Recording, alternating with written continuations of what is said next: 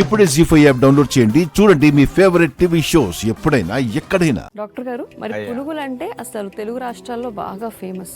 మరి పునుగుల్ని ఆరోగ్యవంతంగా ఉలవలతో చేసుకునే విధానం ఏంటో ఒకసారి చూద్దామా? బాగా ఎనర్జీకి ఉలవలు పెట్టింది పేరు. అలాంటి ఉలవలను ఉపయోగించి వెజిటబుల్ కాంబినేషన్ ఇస్తే ఇంకా ఫైబర్ కంటెంట్ ఇంకా పెరుగుతుంది. ఉప్పు నూనె లేని లోటు ఈ పునుగుల్లో ముక్కలు తగిలేటప్పుడు తెలియదు అనమాట.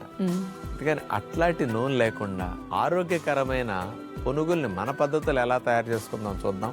ఉలవల పునుగులు తయారు చేయడానికి కావలసిన పదార్థాలు: ఉలవలు 1 కప్పు, ముడి బియ్యము 1/2 కప్పు, కొబ్బరి తురుము 1/2 కప్పు, క్యారెట్ తురుము 1/2 కప్పు, పుదీనా ఆకులు 1/2 కప్పు, పచ్చిమిరపకాయ ముక్కలు 1 టేబుల్ స్పూను, అల్లము తురుము 1 టీ స్పూను, నిమ్మరసం 1 టేబుల్ స్పూను, తేనె 1 టీ స్పూను, కరివేపాకు కొద్దిగా. ముందుగా ఒక బౌల్ తీసుకుని అందులో ముడి బియ్యము, మెంతులు, ఉలవలు ఈ మూడింటిని వేసేసి నీళ్లు పోసి ఒక 6-7 గంటలు నాననివ్వాలి. ఇలా నానిన మూడింటిని నీళ్లలోంచి తీసేసి మిక్సీ జార్లో వేసేసుకుని ఆ ఉలవల పిండి మనం అట్లా సిద్ధం చేసుకుంటాం. దాన్ని ఒక బౌల్లో తీసుకుని ఆ పునుగుల పిండికి పచ్చిమిరపకాయ ముక్కలు, అల్లము తురుము, క్యారెట్ తురుము, కరివేపాకు, పుదీనాకు, కొబ్బరి తురుము, నిమ్మరసం, కొద్దిగా తేనె వీటన్నిటిని ఆ పునుగుల పిండిలో కలిపేస్తాం. ఎందుకంటే ప్లెయిన్ పునుగులు అంటే ఉప్పు లేకపోతే నూనె లేకపోతే కూడా తినడానికి ఇబ్బందిగా ఉంటాయి. వీటన్నిటి కాంబినేషన్ వల్ల ఉప్పు లేకపోయినా ఇబ్బంది లేని విధంగా, నూనె లేకపోయినా కూడా కలర్ఫుల్గా ఈ పునుగులు ఉండటానికి ఈ కాంబినేషన్ చాలా బాగుంటుంది. ఇలా సిద్ధం చేసుకున్న పునుగుల పిండిని మనం నాన్ స్టిక్ గుంటల్లో మేగడ రాసేసి కొద్దిగా పిండి అట్లా పెట్టేసి మూత పెట్టేస్తే సన్న సెక్క మీద ఉంచేస్తే పునుగులు ఒకవైపు కాలుతాయి. స్పూన్తో తిప్పేస్తే మరోవైపు కూడా మళ్ళీ మెల్లగా సన్న సెక్క మీద అలా కాల్చుకోవాలి. హాని లేని పునుగులు మరి హై ప్రోటీన్ హై ఫైబర్ని అందించే విధంగా ఎంత కలర్ఫుల్గా బాగున్నాయో చూడండి. చూసారుగా, డాక్టర్ గారు చూపించిన విధానంలో ఉలవలతో మనం పునుగులు చేసుకుంటే కనుక దానికి కూడా వెజిటబుల్ కాంబినేషన్ ఇచ్చారు. కాబట్టి ఎంతో ఆరోగ్యవంతమైన ఈ పునుగుల్ని మీరు బ్రేక్ఫాస్ట్ లాగా, స్నాక్స్ లాగా, అప్పుడప్పుడు వీలైతే డిన్నర్ లాగా కూడా తీసుకోవచ్చు. కాబట్టి ఇలాంటి ఆరోగ్యకరమైన రెసిపీస్ని మీరు కూడా ప్రయత్నించండి. ఆ రెసిపీస్ కోసం జీ5 యాప్ డౌన్లోడ్ చేసుకుని ఆరోగ్యమే మహాయోగం కార్యక్రమంలో చూడండి. డాక్టర్ గారు, మరి ఈ బిగినర్స్ యోగా అన్నది ఎలా ఉంటుంది? అలాగే బిగినర్స్ అంటే ఇప్పుడిప్పుడే యోగా మొదలు పెడుతున్న వారు బాడీని సాధారణంగా ఎలా స్ట్రెచ్ చేసుకుని సిద్ధం చేసుకుంటే బాగుంటుంది? ఇప్పుడు యోగాసనాలు చేయాలి అంటే బాగా వంగాలి, బాగా అందాలి, బాగా తిరగాలి. డైరెక్ట్గా ఆసనాల్లోకి వెళ్ళిపోతే ఆలు నేర్చుకోకుండా గుడింతాల్లోకి వెళ్ళినట్టు ఉంటుంది. అవును. అందుకని ముందు కొన్ని ఫ్లెక్సిబిలిటీని పెంచేవి ముందు చేసి యోగాసనాలు స్టార్ట్ చేస్తే మంచిది. వీటి వల్ల ఏమవుతుందంటే జాయింట్స్, కండరాలు, లిగమెంట్స్, టెండాన్స్, నర్వస్ ఇవన్నీ కూడా బాగా అన్ని వైపులకి, ముందుకి, వెనక్కి, ప్రక్కలకి, కిందకి, ఇట్లా పైకి అన్ని భాగాల్లో మూమెంట్ ఇచ్చే విధంగా 5 వ్యాయామాలు ఇప్పుడు మనం చేష్టగా చూపిద్దాం. ఈ 5 చేస్తే ముందు బాడీ కింద నుంచి పై భాగం వరకు బాగా ఫ్లెక్సిబిలిటీతో ఫ్రీ అయిపోతుంది. ఇలా ఫ్రీ చేసుకున్నాక మీరు గనక యోగా చేస్తే ఆసనాలు కొద్దిగా సులభంగా వస్తాయి. అలాంటి 5 చూద్దాం.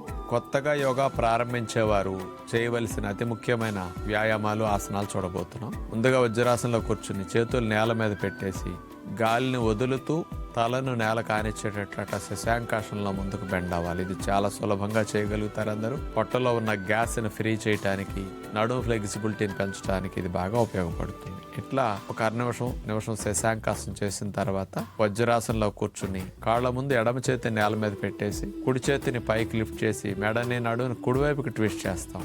ఈసారి కుడి చేతిని కాళ్ళ ముందు పెట్టేసి ఎడమ చేతిని పైకి లిఫ్ట్ చేసి మెడని, నడుముని ఎడమ వైపుకి ట్విస్ట్ చేయాలి. ఆ తర్వాత మళ్ళా కుడివైపుకి ఇదే మరలా రిపీట్ చేస్తాం. ఇలా 5-6 రౌండ్ల నుంచి 10 రౌండ్లు మనం చేయగలిగితే బాగుంటుంది. మూడవది పర్వతాసనం చేస్తాం. వజ్రాసనంలో కూర్చున్న దగ్గర నుంచి చేతులు ముందు పెట్టేసి నడుముని, సీట్ని పైకి లిఫ్ట్ చేస్తాం. ఇప్పుడు చూడండి, వి షేప్ లో బాడీ అట్లా వచ్చేస్తుంది. మళ్ళా వజ్రాసనంలో కూర్చొని మళ్ళా పర్వతాసనం లాగా శరీరాన్ని పెట్టి మళ్ళీ తీసేస్తాం. నడుము ఫ్లెక్సిబిలిటీ కోసం ఇది మంచిది అనమాట. తరువాత వజ్రాసనంలో నుంచి మోకాళ్ళ మీద లేచి ఎడమ కాళ్ళు ముందు పెడతాం, కుడి కాళ్ళని వెనకే ఉంచేసి కాళ్ళ మీద పైకి లేచి మనం 2 చేతుల్ని కలిపి పైకి లిఫ్ట్ చేసి నడుముని వెనక్కి విరుస్తాం. హనుమానాసన భంగిమ మనం అట్లా పెట్టేస్తాం. మరోసారి ఆసనాన్ని తీసేసి మళ్ళా హనుమానాసన రిపీట్ చేస్తాం ఎక్సర్సైజ్ లాగా. ఇలా 4-5 సార్లు ఎడమ కాలు ముందు పెట్టి హనుమానాసన చేస్తాం. ఇది అయిన తర్వాత ఈసారి ఎడమ కాలుని వెనక్కి పెట్టేసి కుడి కాలుని ముందు పెట్టేసి 2 చేతుల్ని పైకి లేపి నడుముని వెనక్కి విరిచి హనుమానాసన్. ఈ రకంగా కాళ్ళ మూమెంట్ ని మార్చి ఇట్లా చేయాలి. మళ్ళా తీసేసి మళ్ళా హనుమానాసన్. ఇట్లా 5-6 రౌండ్ చేస్తే మంచిది. చివరిగా స్ట్రైట్ గా నుంచుని మోకాళ్ళను బెండ్ చేసి ఎడమ చేతిని లేపేస్తాం, కుడి చేతిని వెనక్కంటూ తీసుకెళ్తాం. మళ్ళా కుడి చేతిని పైకి లిఫ్ట్ చేసి ఎడమ చేతిని వెనక్కంటూ లిఫ్ట్ చేసి మళ్ళా ఈసారి కుడి చేయి లేపటం, కుడి వైపుకి ట్విస్ట్ చేయటం. ఎడమ చేతిని పైకి లేనప్పుడు మెడని నడువుని ఎడమ వైపుకి ట్విస్ట్ చేస్తాం. ఏ చేయి లెగుస్తుందో ఆ చేతి వైపు మనం ట్విస్ట్ చేసి నడువుని మెడని తిప్పాలన్నమాట. నడుము ఫ్లెక్సిబిలిటీ, షోల్డర్ ఫ్లెక్సిబిలిటీ బాగా పెరుగుతుంది. కాళ్ళు బాగా దృఢపడటానికి ఈ భంగిమ బాగా ఉపయోగపడుతుంది. డాక్టర్ గారు, మన కార్యక్రమంలో భాగంగా ఈరోజు ప్రేక్షకులందరికీ కూడా మంచి ఆహారం తీసుకుంటే మంచిగా ఆరోగ్యం అన్నది ఎలా మెరుగుపడుతుందో గుర్తు చేసినందుకు ధన్యవాదాలు. ధన్యవాదములు. చూసారుగా, ఎంతో ఆరోగ్యవంతంగా సాగిపోయిన మన ఎపిసోడ్ని మరిన్ని విశేషాలతో రేపటి ఎపిసోడ్లో మళ్ళీ కలుసుకుందాం. అంతవరకు సెలవు. నమస్కారం. డాక్టర్ గారు, మరి ఈ రోజు మన శరీరం వింతలు విశేషాలు అనే అంశంలో భాగంగా స్పర్మ్ లేదంటే వీర్యకణం అసలు ఎలాంటి వింతలు విశేషాలు చూపిస్తూ ఉంటుంది మనకి, దాని చుట్టూ ఏం జరుగుతుందో కూడా చెప్దామా ఒకసారి ప్రేక్షకులకి. సంతానోత్పత్తి కొరకు మగవారి నుంచి విడుదలయ్యేది వీర్యము లేకపోతే స్పర్మ్ అనేది. ఇది సుమారుగా 1 ml నుంచి 7 ml దాకా మాక్సిమం ఈ మోతాదు మధ్యలో విడుదలవుతూ ఉంటుంది ఒకసారి విడుదలైనప్పుడు. ఈ విడుదలైన స్పాములో 1 ml స్పాములో అంటే వీర్యంలో ఎన్ని వీర్య కణాలు ఉంటాయని చూస్తే 20 నుంచి 150 మిలియన్ వీర్య కణాలు ఉంటాయి ఒక్క ml లోనే. గర్భం రావాలంటే 1 ml వీర్య కణాలను మనం పరీక్ష చేసినప్పుడు 39 మిలియన్స్ కంటే తక్కువ ఉంటే సంతానం కలిగే అవకాశం బాగా తగ్గిపోతుంది. 50 మిలియన్స్ 55 మిలియన్స్ దాటుంటే సక్సెస్ఫుల్ గా గర్భం రావడానికి అవకాశం ఉందని. ఒకసారి యోని మార్గములో వీర్యం విడుదలైన తర్వాత 24 గంటల నుంచి 48 గంటల వరకే వీర్య కణాలు జీవించే అవకాశం ఉంది. రేర్ కండిషన్స్ లో ఆడవారి యోని మార్గంలో ఆమ్ల స్వభావం బాగా ఘాటుగా ఎక్కువ ఉందనుకోండి, 24 hours కంటే ఎక్కువ అసలు ఉండవు, ఈ లోపే చచ్చిపోతాయి. క్షార స్వభావం ఎక్కువ ఉందనుకోండి, అప్పుడు మాక్సిమం 4-5 days వరకు వీర్య కణాలు సర్వైవ్ అయ్యే అవకాశం ఉంటుంది. విడుదల చేసిన తర్వాత యోని మార్గం నుంచి బయటకు వచ్చేస్తే నిమిషాల్లో చచ్చిపోతాయి, ఇక ఎక్కువ ఉండటానికి ఛాన్స్ లేదు. లోపల మాత్రం ఉంటే యోని మార్గం అక్కడి నుంచి గర్భాశయంలోకి వెళితే మాత్రం ఇన్ని గంటలు ఇన్ని రోజులన్నీ ఛాన్స్ అవకాశం. ఇక విడుదల చేసిన వీర్య కణాల్లో గర్భం రావటానికి వాడుకునేది ఒక కణాన్ని మాత్రమే, మరి మిగతా కణాలన్నీ వేస్ట్ అవ్వాల్సిందే. ఈ వీర్య కణాలకి తల అన్నిటికంటే అతి ముఖ్యమైనది. తలుంటే చాలనుకుని తోక లేకపోయినా కుదరదు, తోక ఉండి తల ఉండి మొండు సరిగా లేకపోతే కుదరదు. అన్నిటికంటే మెయిన్ తల, ఎందుకంటే అక్కడే కొన్ని సెన్సెస్ ఉంటాయి, సెన్సార్స్ ఉంటాయి.